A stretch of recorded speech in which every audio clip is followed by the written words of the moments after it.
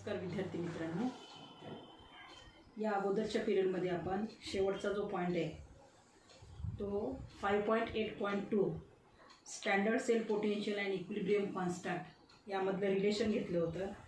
आणि ते रिलेशन आपल्याला काय मिळालं होतं, E not cell is equal to 0.0592 divided by n log to the base 10 k. अच्छा, हे इक्वेशन आपल्याला मिळालं होतं जे की स्टँडर्ड सेल पोटेन्शियल म्हणजेच ई नॉट सेल आणि इक्विलिब्रियम कॉन्स्टंट के ह्यामधले रिलेशन दाखवणारं ते इक्वेशन होतं. आणि त्याच्या नेक्स्ट पेजवर, पेज नंबर 108वर त्यावर आधारित एक न्यूमेरिकल आपल्याला दिलेलं आहे. त्यावर आधारित आणि त्याच्या अगोदरचं जे आपण delta G not is equal to हे इक्वेशन घेतलं होतं ना, minus N F E not cell लक्षात, किंवा E not cell is equal to minus delta G naught upon N F लक्षात. हे इक्वेशन आणि सेकंड इक्वेशन जे घेतलं होतं आपण, ई नॉट सेल म्हणजे स्टँडर्ड सेल पोटेन्शियल आणि इक्विलिब्रियम कॉन्स्टंट यामध्ये रिलेशन, यावर आधारित एक न्यूमेरिकल तुम्हाला दिलेला आहे पेज नंबर 108वर. आणि तो आहे problem 5.12. Calculate standard Gibbs energy change and equilibrium constant at 25 degree Celsius for the cell reaction. आता या ठिकाणी जी सेल रिॲक्शन दिलेली आहे तुम्हाला, त्या ठिकाणी मी डिनोट केलेले आहे cell reaction. Cadmium solid plus SN2 plus aqueous it gives CD2 plus aqueous plus SN solid. लक्षात, ही एक रेडॉक्स रिॲक्शन आहे. या रेडॉक्स रिॲक्शनमध्ये आपल्याला आता कोणाचं ऑक्सिडेशन होते, कोणाचं रिडक्शन होते लक्षात, हे आपल्याला त्या रिॲक्शनवरनं काढता येईल. आणि गिव्हन डेटामध्ये तुम्हाला आणखीन दिलेले आहे E not CD means standard potential of cadmium is equal to minus 0.403 volt and standard potential of tin electrode is equal to minus 0.136 volt. आणि कॅल्क्युलेट करायचं आहे आपल्याला delta G naught equal to question mark and equilibrium constant that is K is equal to question mark. तर हा numerical जो आहे, हा numerical आपल्याला सॉल्व करायचा आहे. तर हा न्यूमेरिकल तुम्हाला 3 मार्कांसाठी परीक्षेमध्ये विचारल्या जाईल. तर या ठिकाणी सोल्युशनमध्ये तुम्हाला सोडून दिलेलं आहे. सोल्युशनमध्ये पॉईंट नंबर 1मध्ये काय दिले पहा, the cell is made up of 2 electrodes.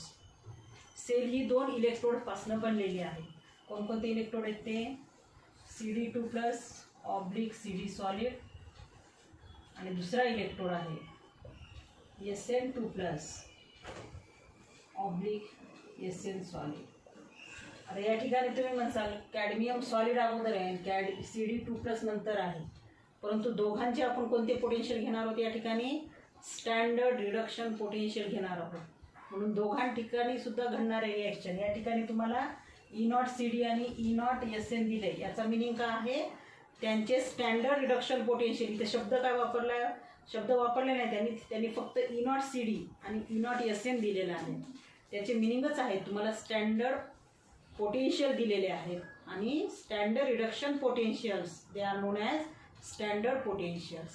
म्हणून या ठिकाणी दोन्ही सेलजवळ घडणाऱ्या रिॲक्शन दोन्ही इलेक्ट्रोडजवळ घडणाऱ्या रिॲक्शन हे आपण काय घेणार, रिडक्शन रिॲक्शन घेणार. म्हणून दोन्हीला आपण अगोदर त्याचं आयन्स आणि नंतर तो इलेक्ट्रोड, त्याचं आयनिक सोल्युशन अगोदर आणि नंतर काय दाखवले तो इलेक्ट्रोड.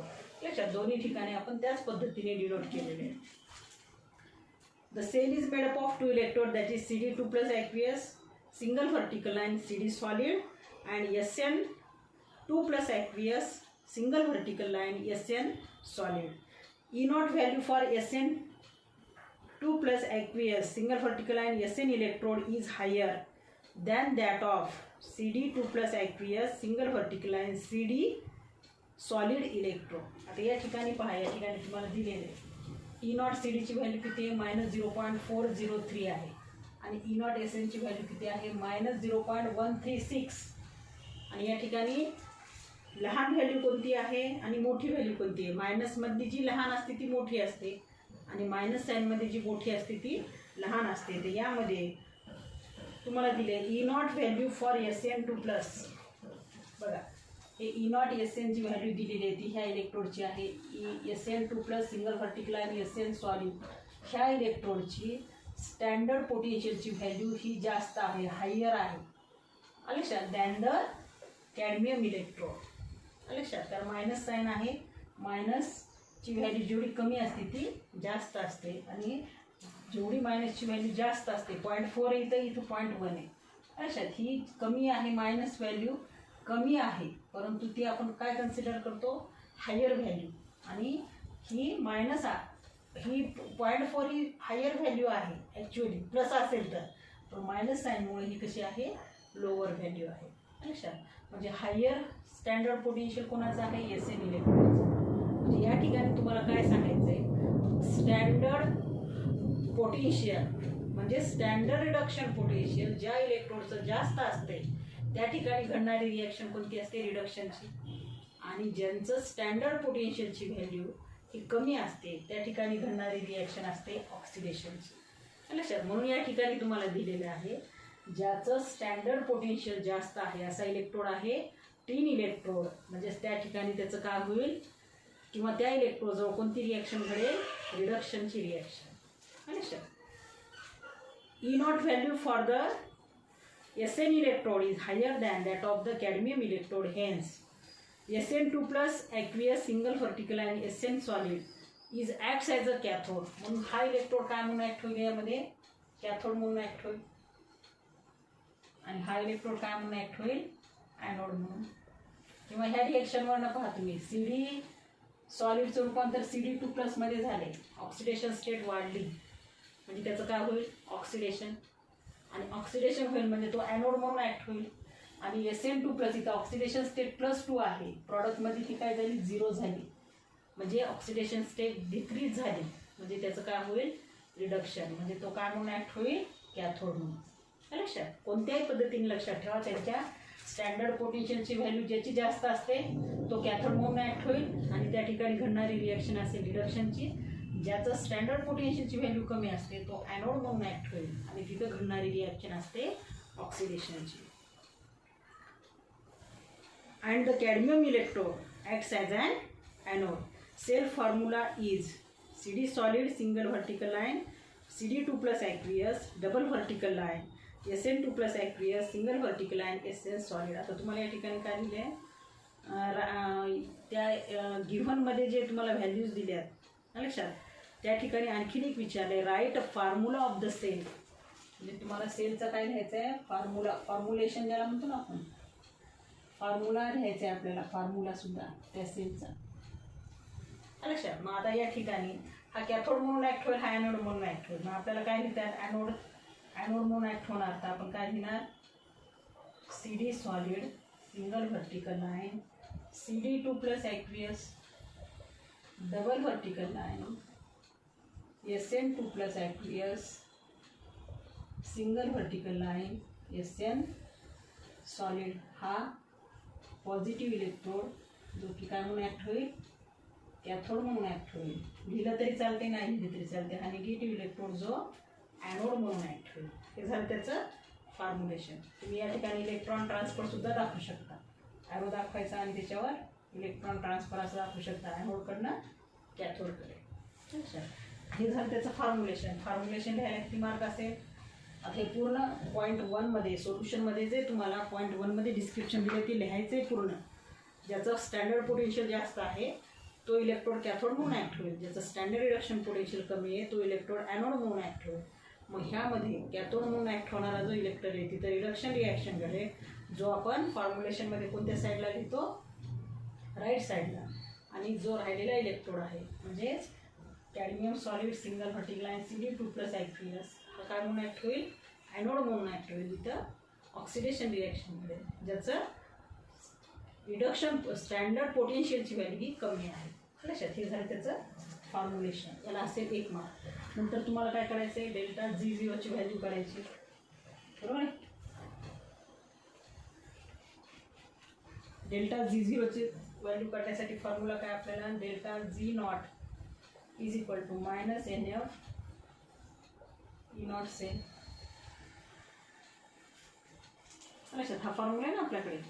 पण आपल्याला E0 सेल माहिती आहे का, नाही, लक्षात. मग हे delta G not minus N F.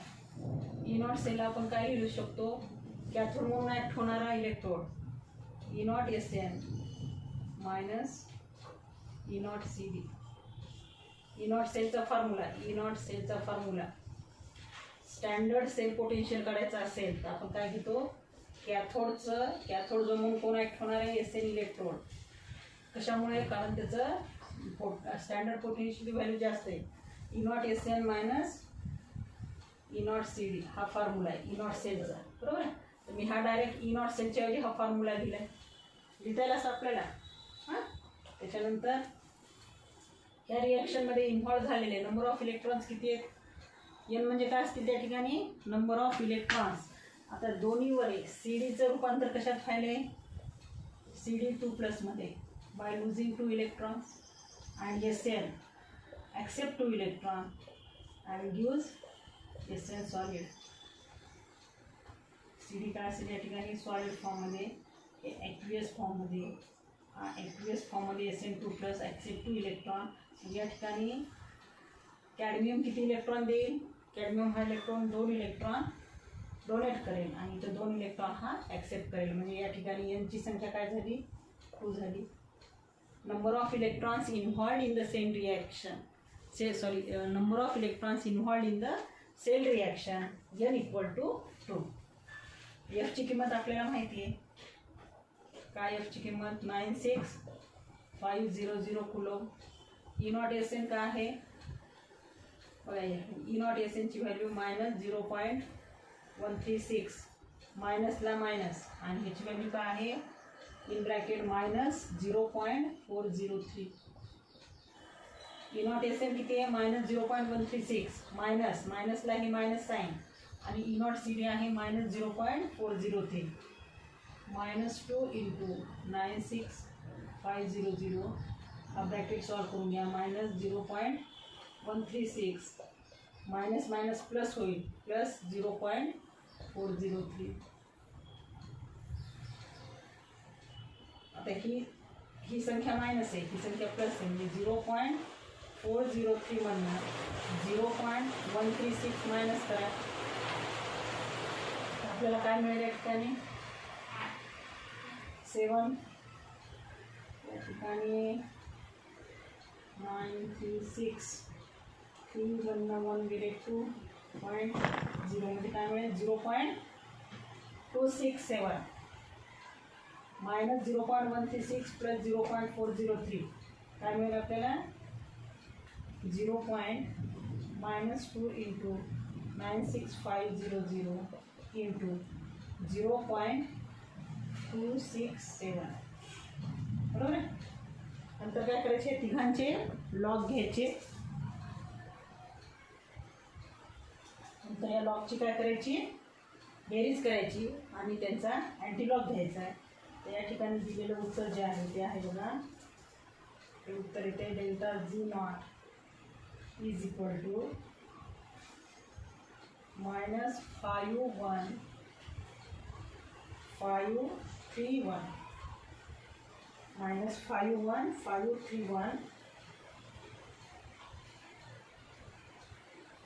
Hold per coulomb.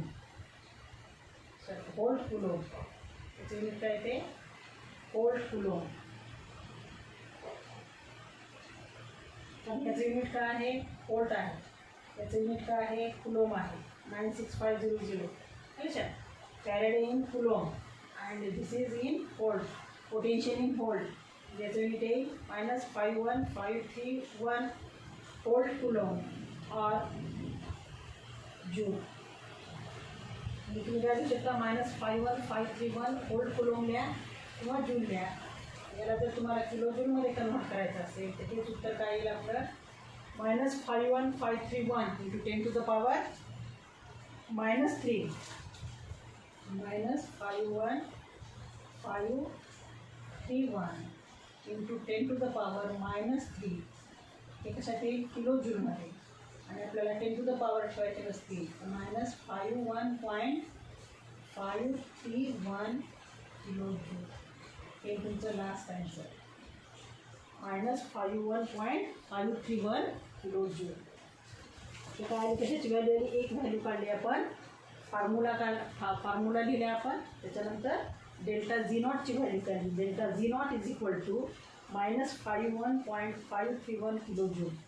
जूलचं volt coulomb त्यालाच आपण जूल म्हणणार, म्हणजे लिहिताना तर -51.531 व्होल्ट कुलोम लिहा किंवा जूल लिहा. जूलचं कन्वर्शन किलो जूलमध्ये करताना आपण × 10⁻³ त्याला मल्टिप्लाय केलं आहे.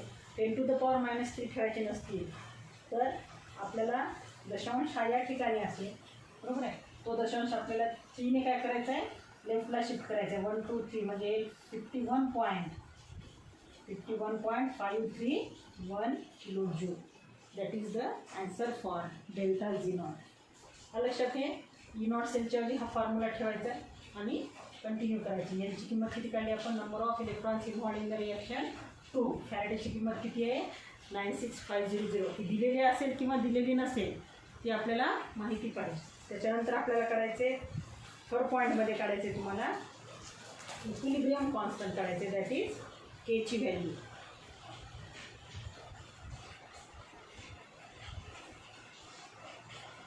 केची व्हॅल्यू करताना आपल्याकडे फॉर्म्युला काय आहे, E not cell is equal two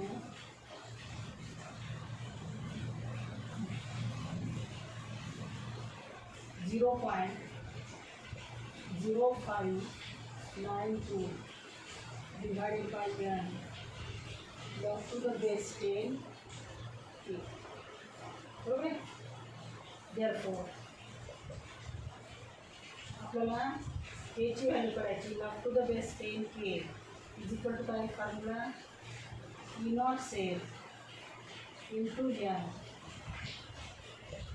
divided by 0.0592. आणि ई नॉट सेल आपण काढून घेतलेला आहे अगोदरच. E not cell is equal to E not S N minus E not C D minus 0.136 minus 0.403. म्हणजे हे मिळेल आपल्याला -0.136 प्लस 0.403. हे आपल्याला व्हॅल्यू मिळाली 0.267 जिथं आहे ई नॉटची व्हॅल्यू, ई नॉट सेल. हे आपल्याला व्हॅल्यू एवढी मिळालेली आहे. डायरेक्ट आपण इथं काय करणार, मग ई नॉट सेल किती घेणार आपण, 0.267 into number of electron involved 2 divided by 0.0592. अच्छा, हे पुस्तकामध्ये काढून दाखवले तुम्हाला. या फॉर्म्युल्यावरून आपल्याला ई नॉट सेल काढायचे. हे येते 0.267 व्होल्ट. लक्षात. त्याच्यानंतर डायरेक्ट आपण ई नॉट सेलची व्हॅल्यू ठेवली 0.267, यांची व्हॅल्यू ठेवली 2 आणि 0.0592. ह्या दोघांचा लॉग घ्या, लॉगची बेरीज करा, त्याच्यामधनं हा लॉग घ्या, लॉग वरच्या लॉगमधनं हा खालचा लॉग काय करा, मायनस करा आणि त्याचा अँटीलॉग घ्या. अँटीलॉग घेतल्यानंतर आपल्याला उत्तर मिळते. कशाचं उत्तर मिळणार आपल्याला, लॉग टू द बेस 10 केचं उत्तर मिळणार. आणि ते मिळणार आपल्याला 9.0203. ह्याचे आन्सर मिळणार आहे आपल्याला 9.0203. हे लॉग टू द बेस 10 केचं मिळाले. आपल्याला केची व्हॅल्यू काढायची, तर या ठिकाणी घ्यायचे taking antilogs of both sides. या ठिकाणी दिलेलं नाही तुम्हाला पुस्तकात, लक्षात. या ठिकाणी log to the base 10 K काढल्यानंतर लिहायचं taking antilog of both sides. Antilog both साइडचे घेण्यानंतर आपल्याला काय मिळेल, antilog of log to the base 10 k is equal to antilog of, त्याचा अँटीलॉग घ्यायचा आहे 9.0203.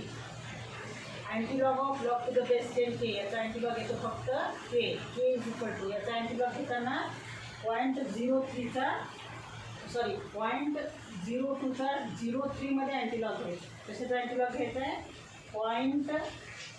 0.02 त्याच्यामध्ये घ्यायचा आहे 0 and 3 मध्ये अँटीलॉग घ्यायचा. तर हे अँटीलॉग किती येते या ठिकाणी बघा. त्याचा अँटीलॉग जो आहे तो अँटीलॉग 1050. त्याचा अँटीलॉग किती दिला या ठिकाणी 1050. बरोबर आहे. म्हणजे एक स्थळानंतर दशांश इंटू 10 टू द पॉवर हे 9 जे आहे इंटू त्याचे 10 टू द पॉवर 9 हे त्याचं आन्सर येईल. therefore k is equal to 1.05 into 10 to the power 9. आणि हे कॉन्स्टंट आहे अच्छा. त्यामुळे त्याला युनिट या ठिकाणी दिलेलं नाही. Equilibrium constant that is k is equal to 1.05 into 10 to the power 9. लक्षात आलं का. 9.0203. इथे याचं सिम्प्लिफिकेशन केल्यानंतर ह्यांचा अँटीलॉग घेतल्यानंतर ही किंमत मिळाली. पण ती मिळाली आपल्याला लॉग टू द बेस 10 केची. आपल्याला फक्त केची व्हॅल्यू काढायची. तर taking antilog of both side दोन्ही साईडचे अँटीलॉग घ्या. Antilog of log to the base 10 K याचा अँटीलॉग काय येतो फक्त के. आणि याचा अँटीलॉग घेताना 0.02चा 0 आणि 3मध्ये अँटीलॉग घ्यायचा आहे. तो येतो 1050. एक स्थळांतर दशांश द्या आणि हे 9 आहे. डायरेक्ट 10 टू द पॉवर 9 करून टाका. म्हणजे उत्तर काय मिळेल आपल्याला equilibrium constant k is equal to 1.05 into 10 to the power 9. या ठिकाणी आपण हा न्यूमेरिकल पूर्ण न्यूमेरिकल घेतलेला आहे तुम्हाला आलं लक्षात. त्याच्यानंतर जो पॉईंट घ्यायचा आपल्याला तो पॉईंट आहे रेफरन्स इलेक्ट्रोड्स म्हणजे काय. लक्षात. नेक्स्ट पॉईंट काय आपला रेफरन्स इलेक्ट्रोड्स. त्याच्यामध्ये 2 टाईपचे इलेक्ट्रोड असतात. प्रायमरी रेफरन्स इलेक्ट्रोड आणि सेकंडरी रेफरन्स इलेक्ट्रोड. त्यामध्ये आपल्याला फक्त आपल्याला सिलेबसला जो दिलेला आहे तो प्रायमरी रेफरन्स इलेक्ट्रोडचा आपल्याला अभ्यास करायचा आहे आणि त्याचं नाव आहे स्टँडर्ड हायड्रोजन इलेक्ट्रोड. परंतु त्या अगोदर आपल्याला what is the reference electrode. Point number 5.9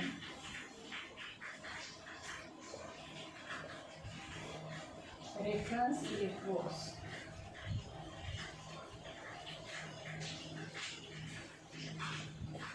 हा पॉईंट घ्यायचा आपल्याला. What is the reference electrodes. त्या ठिकाणी माहिती आहे आपल्याला की जी गॅल्व्हॅनिक सेल असते त्याच्यामध्ये टोटल म्हणजे कंप्लीट घडणारी रिॲक्शन कोणती रिॲक्शन असते redox reaction. That redox reaction is the combination of oxidation half reaction and reduction half reaction. आता ऑक्सिडेशन हाफ रिॲक्शन आणि रिडक्शन हाफ रिॲक्शन घडण्यासाठी त्या ठिकाणी आपल्याला गॅल्व्हॅनिक सेलमध्ये 2 इलेक्ट्रोड्सची गरज असते.